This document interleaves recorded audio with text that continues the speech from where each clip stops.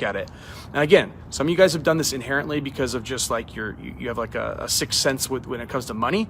But yeah, always be freaking hiring. Okay, so let's go into like some of the techniques on that. So some of you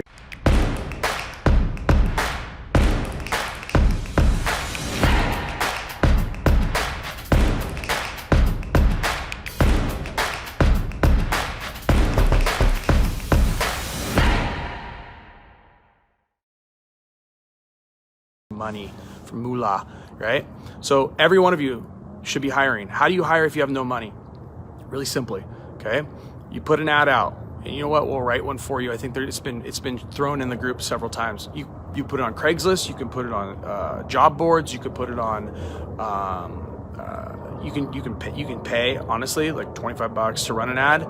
And guys, you'll get candidates that are starving. They're hungry. They're people that want to go hustle. It might be maybe they have an hour a month, hour a week, whatever it is. It doesn't matter, because at the end of the day, you're not going to pay them a salary. You're going to put them on straight commission, and you're going to show them the vision of if they go out and hustle, what they can go and do with the knowledge and the skill sets that you guys are now learning, or for a lot of you guys that you guys already have. Okay, so. And no, this is not onlinejobs.ph. That's where you go hire virtual assistants. I'm talking about getting people in the field that can go out there and hustle your business for you. People that can go and make connections for you. People that can walk you through the doors of business owners that they maybe know, they went to high school with them. Maybe they worked in the dental software industry before, and they have relationships with 100 dentals in the 300-mile radius. Guys, you do not have to be the gate opener to make your business run. In fact, most of you guys should be thinking, not so how do I solve the next week or month, but like, how do I build a business with massive leverage, right?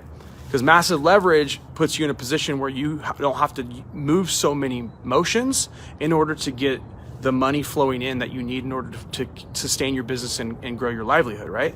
So levers. So one, human capital. Always be hiring. That's number one. Someone write that down for us, okay? Human capital, number one lever.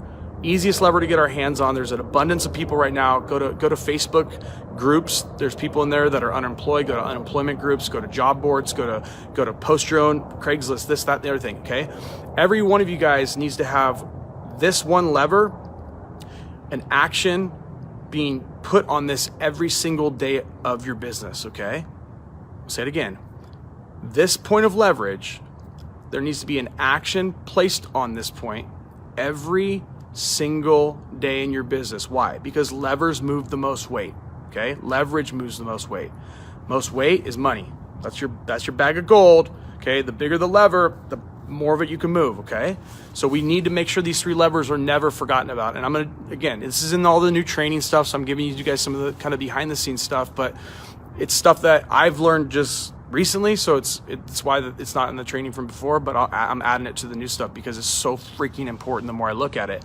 And again, some of you guys have done this inherently because of just like you have like a sixth sense when it comes to money.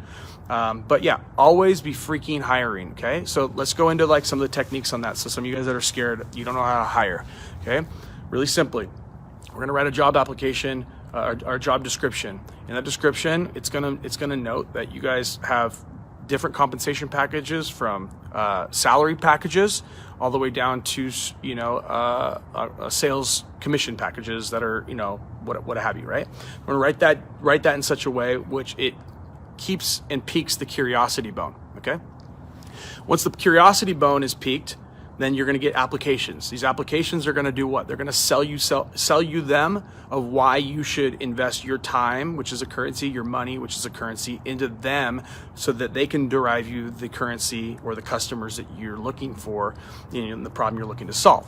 So with that, once these people get to you in an interview, and you can do this over Zoom, you can do this at a coffee shop, Zoom, phone, whatever. I like looking someone in the eye when I interview them.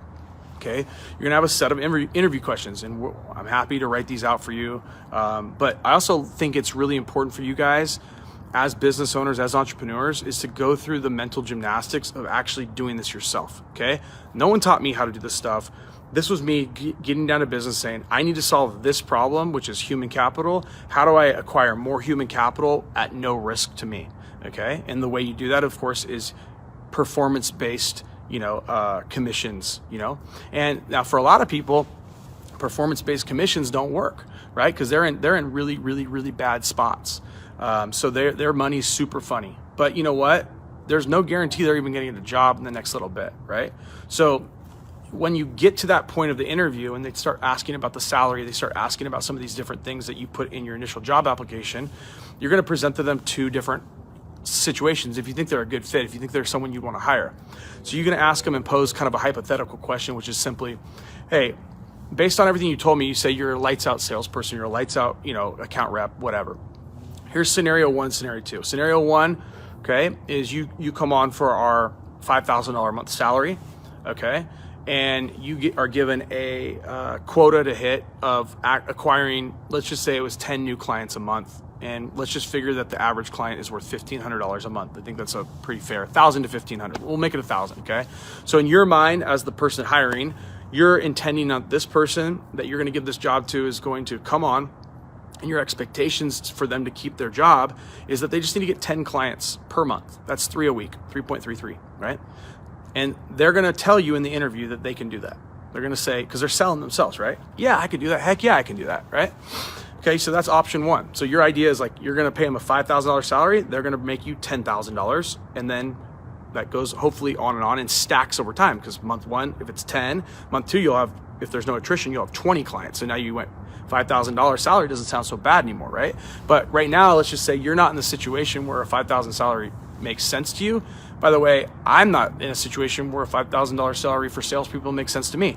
I can't stand salespeople on salaries. I can't stand anyone on salaries, because salaries to me make people lazy. They make people do as little as possible, oftentimes, to get the job done so they can get their paycheck. And listen, guys, we've all been there. I've had salaries. You guys have salaries. Bottom line is if there's no more upside and you're capped at a certain amount, you work to the point where you feel like you did enough of the work so you don't lose your job. And this is what the way that most people think, right?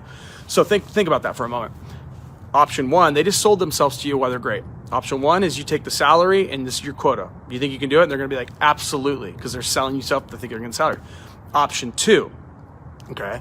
Option two is you're more of a performance-based person. Now, you just told me you think you can do 10 a month at 1,000, and I hope you can do that and more, because that's our baseline quota.